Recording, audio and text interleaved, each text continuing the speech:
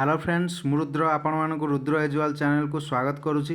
देखो जो मैंने कि सब डिफेन्स जॉब कि ओडिशा पुलिस प्रिपेयर होती से गोटे निजुक्ति आसवाक जाऊँगी जोटा कि आम देखो ऑफिशियल लेटर होम डिपार्टमेंट तरफ रिलीज होती 24/10/2025 ये लेटर टी देखो डेप्यूटी सेक्रेटरी टू गवर्नमेंट रू डीजी आउ IG of police Odisha Cuttack को जाइए।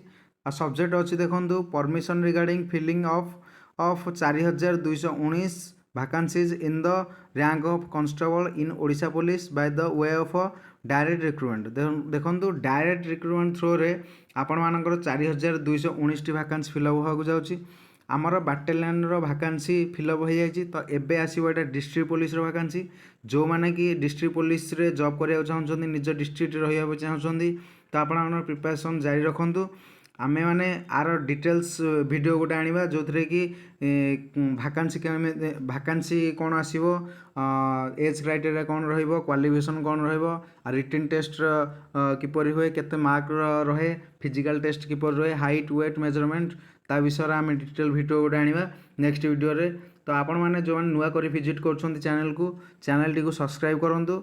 आम नेक्स्ट आर ओडिशा पुलिस रो जो प्रीवियस वैकेंसी आसला तार रिक्रुटमेंट प्रोसेस कौन थिला सेटा पूरा सेम रहिबो। तो सेटा को आम डिस्कसन करवा।